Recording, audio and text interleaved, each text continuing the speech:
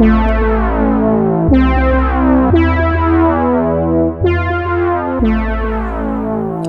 hi there, and welcome back to Her Shrink Ray Eye.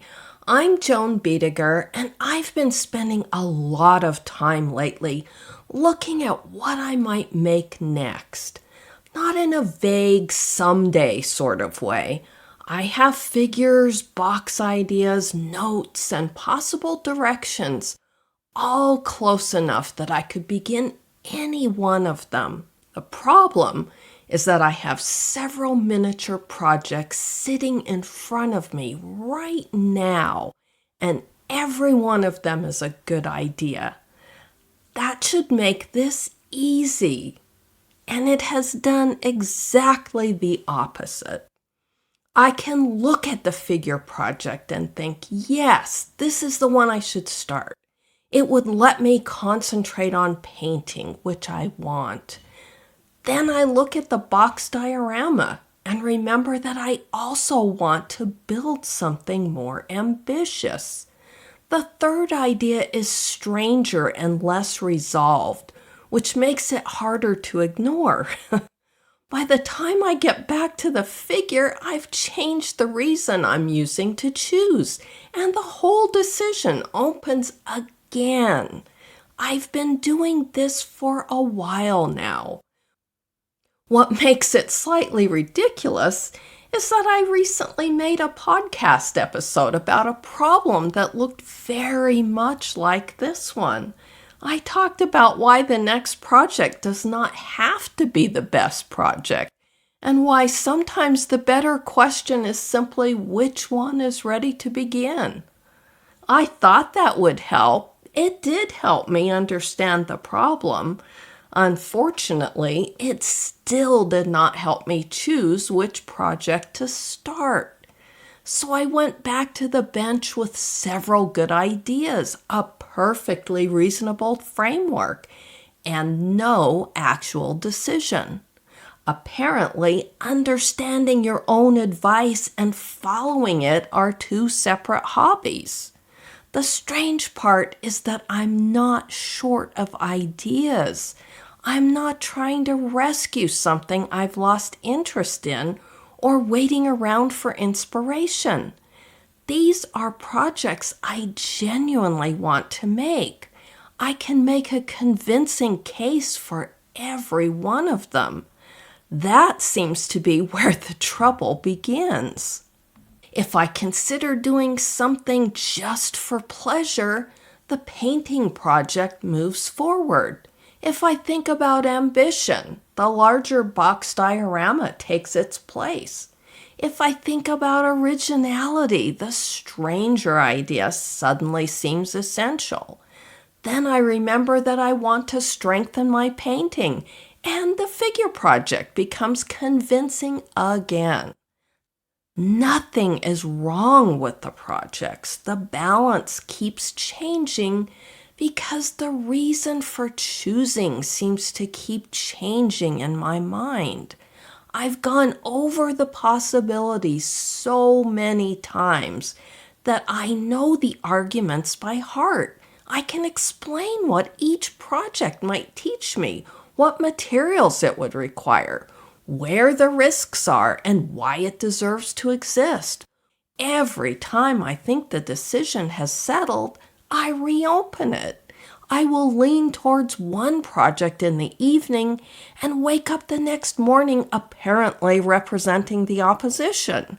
Another idea presents new evidence. A different creative need becomes more urgent. The entire decision process starts again. At some point, I realized this was no longer just about choosing what to make next. I had good projects, good reasons for choosing them, and enough information to begin. That was when the problem started to feel different to me. The difficulty was no longer the projects, it was the fact that I could not get past the decision. That is the kind of artistic paralysis I want to look at today. What makes this kind of artistic paralysis strange is that I have plenty of ideas. Too many things interest me, and each one offers something the others don't. The thinking remains active. The desire to make something is still there, but no decision survives long enough to reach the bench. I have spent enough time thinking about which one to start that I could probably have finished one or more of them by now. I don't yet know exactly why this is happening to me. Psychology gives me a few ways to think about what may be happening: difficult choices, anticipated regret, perfectionism, and the repeated reconsideration itself. I don't want to force a neat explanation onto something I'm still trying to understand. The simplest place to start is with what I actually know. I have several good choices, I keep running through them, and I'm stuck. Part of what I learned in the previous episode still holds. These projects are difficult to compare because they're good for different reasons.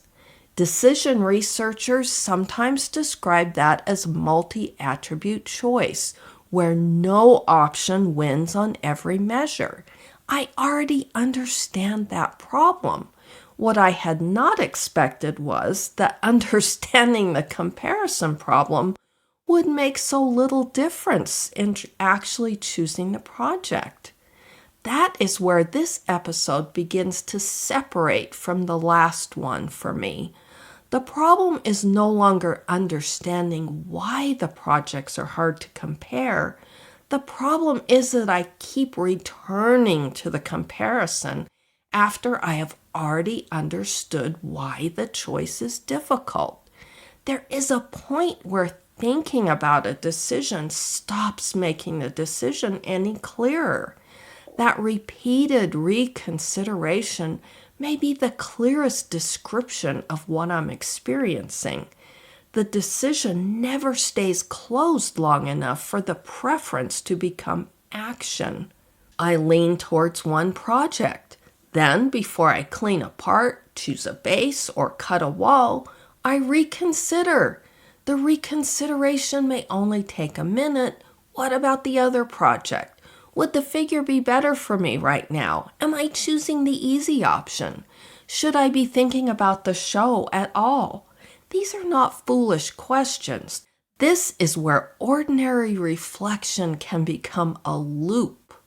One piece of research on rumination caught my attention. Studies of rumination suggest that repeatedly turning a decision over can actually make people less certain about plans they've already made. That finding feels painfully familiar. I keep assuming that one more round of thought will settle the decision, when another round of thought may actually make the decision feel less settled. I may be thinking past the point where thought can help. Choice overload may be one part of my project paralysis. The popular version says that more options make decisions harder, but the research is more qualified than that. A large number of choices does not automatically paralyze people. The effect is stronger when the options are complicated, when they're difficult to compare, when the stakes feel important, and when the chooser is unsure what matters most. Those conditions sound much closer to what is happening at my bench. A serious art project can involve months of work, materials, technical development, a show deadline, and a fair amount of emotional investment. 3 projects can carry a surprising amount of weight. The choice is not large because there are 50 options. It's large because each option contains several possible futures. Knowing why the choice may be difficult does not seem to help me choose. Choice overload helps explain why comparing these projects feels so difficult, but it still does not explain why I keep reopening the decision. Even if choice overload is part of what is happening, that still does not put a miniature on the bench. Another possible influence is anticipated regret, which is the regret we imagine before we have even made the decision. What if I choose this project and it goes nowhere? What if I spend months on it and wish I'd chosen the other one? Anticipated regret can make delay feel safer. If I haven't chosen anything, I haven't had a chance to find out if I chose wrong. The other projects stay available and none has had a chance to disappoint me. Again, I don't know whether regret is the central problem for me. I do recognize the way every choice seems to arrive with a small mental image of the road not taken. That image is especially persuasive because the road not taken has no potholes yet. The unchosen project remains beautifully theoretical. It has no fit problems, no dead composition, no lighting failure, no flaw running across the most inconvenient part of a face, and no wall that looked spacious in my head and became a broom closet the moment I cut the plastic. The unchosen project is always having an excellent day. The chosen project, once it reaches the bench, has to deal with real materials, real dimensions, and all the little problems imagination conveniently leaves out. An imagined project can hold several wonderful qualities at once because nothing has forced the idea into one physical form yet. In my head, the project can somehow be ambitious, manageable, original, technically interesting, and still enjoyable to build. Imagination is very generous that way. Then I begin building it, and the box has actual dimensions. The figure has one pose rather than 6 possible ones. The material has limits. The viewing angle excludes something. The lighting fixes one problem and creates another. Once I start building, the project becomes specific, and sometimes it's not quite what I saw in my head. Once I start making the project, some of the other versions I imagined disappear. That's normal, but it feels harder when several other projects are still sitting there waiting. Choosing one can feel like giving up on the others, even when I am really only deciding what to make first. There is another reason this has started to feel more serious to me. The last time I became this stuck, I stopped making miniatures for about 5 years. I didn't stop making art, I worked in other forms, and that work mattered to me. I painted, I experimented, I followed other interests. I was still an artist during those years. But I did not consciously decide to leave miniature work for 5 years. There was no moment when I decided I was finished with it.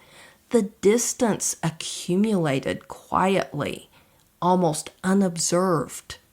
One project did not begin, then another did not begin. I kept thinking I would return when the right idea appeared, when I felt more settled, or when something finally pulled me back to the bench. I kept getting encouragement from fellow modelers at shows. Eventually, miniature work became something I thought about doing rather than something I was doing. 5 years is a long time. I remember those 5 years every time I look at the current projects. That memory makes the current paralysis feel less harmless. Part of me recognizes the pattern and asks whether I'm standing at the beginning of another long absence. A difficult month is not automatically the beginning of 5 difficult years trying to get back into miniatures. But once you've watched that kind of distance accumulate before, you notice the early signs very quickly.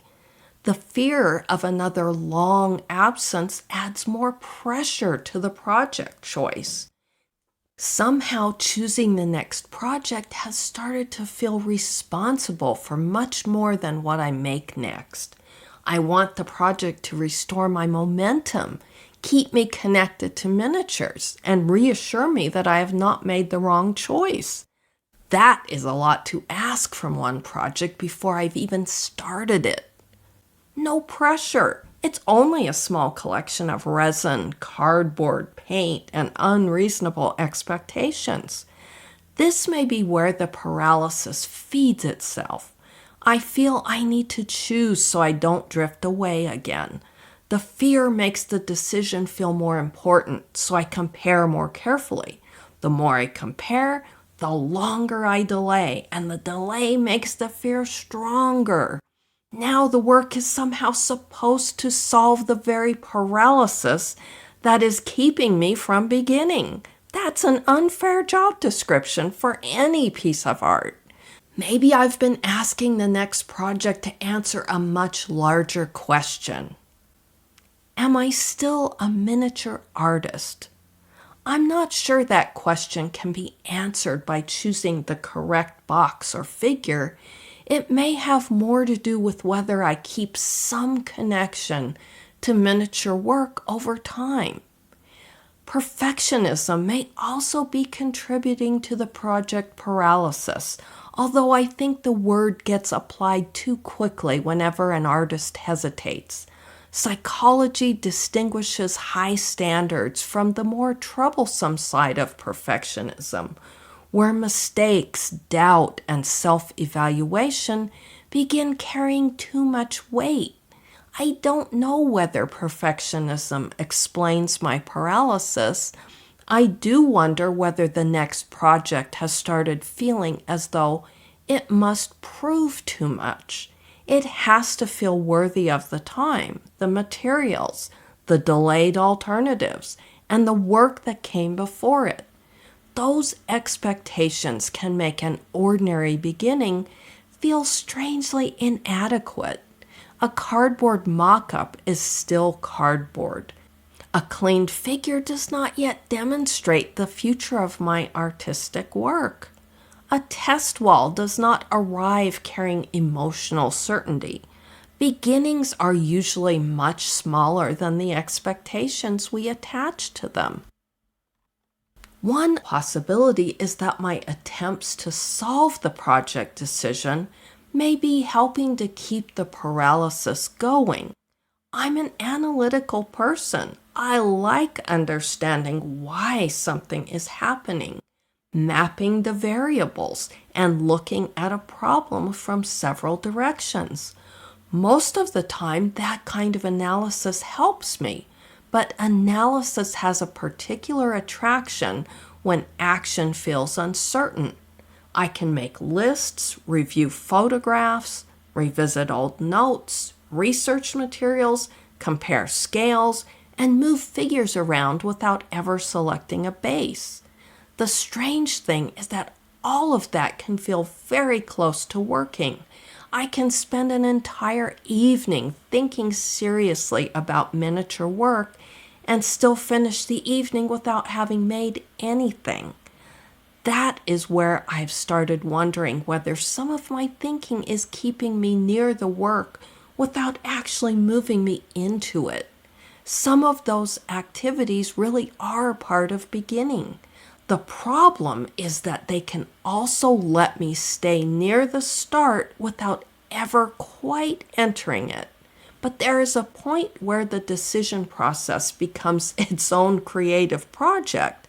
It develops sections, subsections, supporting evidence, possibly a podcast episode, and the miniature remains untouched. I'm not arguing against thought. I'm wondering whether my analysis has already done everything useful it can do with this decision. I already know these are good ideas. I already know what the projects offer. Another full comparison may simply make the habit of reconsidering stronger. I considered testing all three ideas, but that could very easily leave me with 3 half-started projects and a more elaborate version of the same problem. I may need to stop treating the choice as permanent. For one evening, I choose one project without pretending I've settled the entire question. The other projects go out of sight. During that session, I do not reopen the competition. There is research behind making that plan in advance. Psychologist Peter Gallwitzer's work on implementation intentions shows that people are more likely to follow through when they connect a specific situation to a specific action. Instead of, I should work on something this week, it becomes, when I turn on my bench lamp Thursday evening, I will spend 30 minutes cleaning and arranging this figure. The point is to remove the project decision from the exact moment when I usually reopen the comparison. For those 30 minutes, I do not reconsider the other projects. The decision can wait until afterward. Maybe I clean up the figure. Maybe I cut a wall or arrange a few objects. Whatever the project needs, I do something specific instead of reopening the comparison. I'm not trying to discover what the whole project should become. I just want to see what happens when I stop comparing it with the others for 30 minutes. Then I notice what happens. Once I start working on the project, do I want to keep working? Does the next practical step become obvious? Does anything about the project feel different once I'm actually sitting in front of it? None of those reactions has to decide the entire project question. The point is to interrupt the cycle in which every preference is questioned before the project choice can turn into bench work. The 5-year absence has made me think I may need a second goal apart from choosing the next major project. That sounds almost too simple, but the previous absence did not begin because I officially rejected miniatures. It grew through distance. It grew through procrastination. That history makes me want to keep some connection to miniature work, even while I'm still undecided. Painting a face, cleaning up seams, mixing paint, repairing something small, handling the materials long enough that paint, resin, tools, and figures feel familiar again. Maybe doing something small is enough to keep me connected to miniature work while I'm still trying to decide what comes next. I do not have to know where my miniature work is going before I'm allowed to sit at the bench. I would like to tell you which project I selected. That would be satisfying. It would also require me to have selected one. I still don't fully understand why this decision has become so difficult.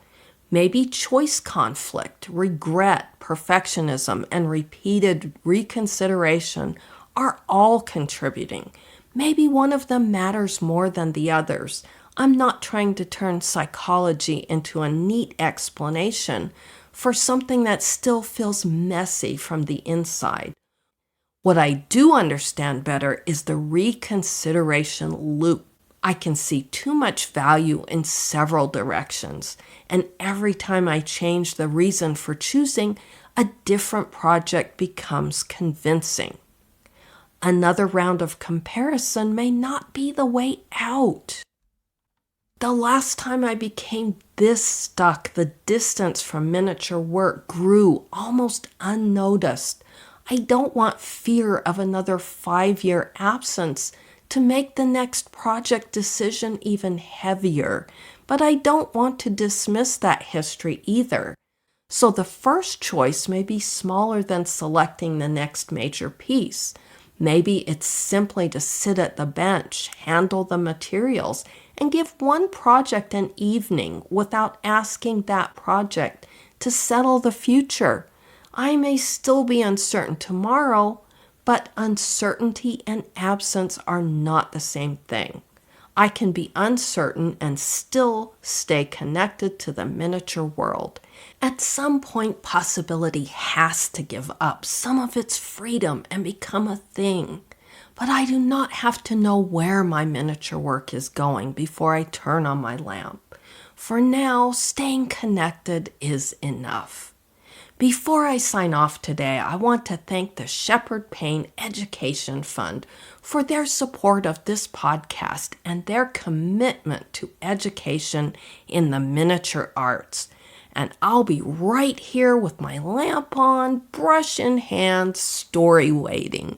Until next time, keep your hands steady, see clearly, nod obediently, and keep your story your own.